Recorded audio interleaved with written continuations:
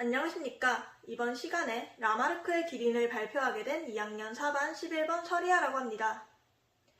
여러분께서는 라마르크의 기린 혹은 용불용설에 대해 들어보신 적이 있으신가요? 용불용설이란 19세기 라마르크가 주장했던 진화설의 일종으로 자주 사용되는 기관은 발달하고 사용되지 않는 기관은 퇴화하여 이것이 오랜 시간 후대로 거듭 축적, 유전되는 과정에서 진화가 발생했다는 학설입니다. 부모 세대에서 후천적으로 얻어진 형질인 획득 형질이 후대로 유전되어가며 진화가 발생한다는 이야기죠. 이를 설명하는 데 있어 사용된 것이 바로 앞서 언급했던 라마르크의 기린입니다. 라마르크의 기린이란 과거에 목이 짧았던 기린이 높은 곳에 있는 잎을 먹기 위해 목을 뻗어 늘리는 과정에서 목이 발달했고 이것이 후대로까지 전해지며 반복적으로 발달, 유전됨으로써 현재의 목이 긴 기린이 되었다는 이야기입니다. 긴 세대에서 거듭하여 통하였기 때문에 현재의 목이 긴 기린이 된 것이라는 주장이죠. 언뜻 듣기에는 꽤나 그럴싸한 가설인데요.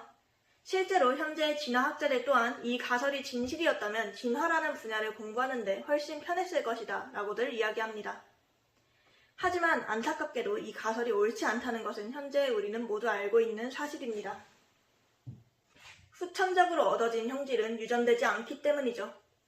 좀 극단적인 예를 들자면 부모 세대의 쥐의 꼬리를 자른다고 해서 그 쥐의 새끼의 꼬리가 짧아지는 것은 아니며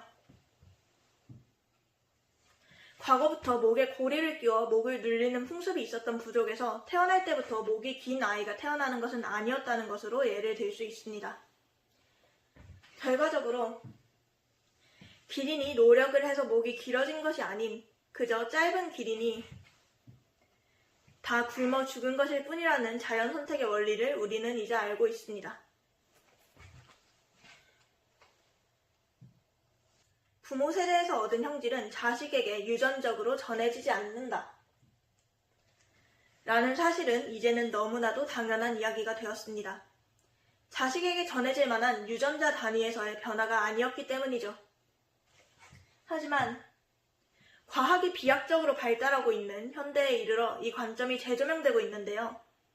경험과 노력이 유전자 단위의 변화를 일으키며 이것이 자식 세대에게까지 유전될 수 있다는 의견, 이를 후성유전학이라고 부릅니다.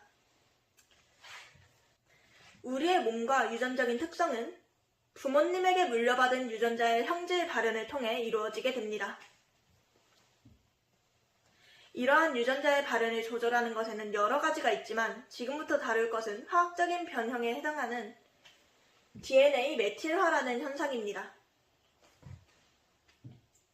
저희 몸에 있는 DNA 가닥에는 메틸기라고 불리는 분자가 부착되어 있습니다. 메틸기가 부착된 유전자는 그 정도에 따라 발현 정도가 변화가 생기게 되죠. 메틸기가 과하게 붙어있는 과메틸화의 경우 그 유전자의 발현은 억제되게 되고 반대로 메틸기가 떨어지는 탈메틸화가 이루어질 경우 그 유전자의 발현 정도가 높아지게 됩니다. 예를 들어 비만 억제 유전자와 연관된 유전자들의 메틸기가 붙어 이 유전자가 억제, 즉 비활성화될 경우 해당 유전자를 가진 사람은 비만이 될 가능성이 높아지게 되고 반대로 탈메틸화가 일어나 발현이 촉진될 경우 이 사람은 비만이 될 가능성이 반대로 낮아지게 됩니다. DNA를 켜고 끄는 스위치 혹은 스피커의 소리의 강도를 조절하는 버튼쯤으로 생각해 주시면 됩니다. 여기서 중요한 점은 이 DNA 메틸화가 사람의 경험과 노력에 의해 변화를 일으킬 수 있다는 사실입니다. 사람은 살아가는 환경과 경험이라는 이름에서 여러 자극을 받습니다.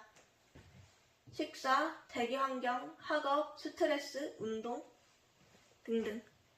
이러한 자극들을 통해 DNA에 붙어있는 메틸기들의 변화가 발생할 수 있습니다.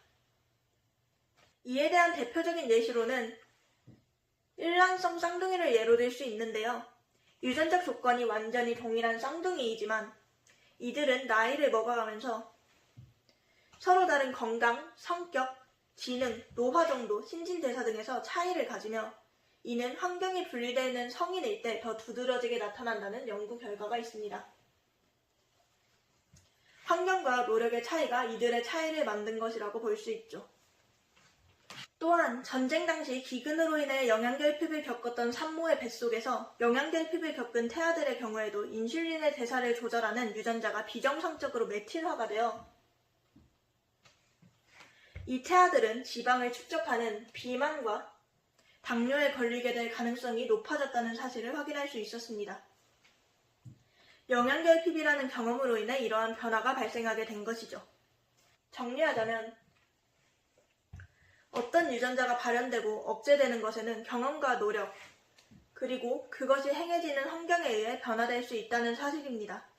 좋은 방향이든 나쁜 방향이든 말이죠. 유전자는 우리에게 많은 것을 결정케 합니다. 공부를 노력이라고들 하지만 사실상 학업 분야에서 선천적인 유전자의 영향은 96%에 육박하죠.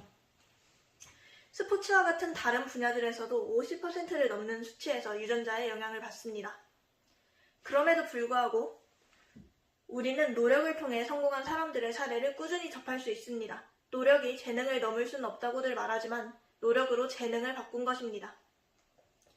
못하는 것에 손을 놓고 있기보다는 노력을 통해 현재를 더 나아지게 바꿀 수 있다는 사실이 과학적으로 증명된 것이나 마찬가지입니다. 오늘날의 과학의 발전은 우리에게 많은 새로운 사실들을 가르쳐줍니다. 이번 발표가 흥미로우셨기를 바라며 라마르크의 기린과 후성 유전학에 대해 발표한 2학년 4반 11번 서리아입니다. 감사합니다.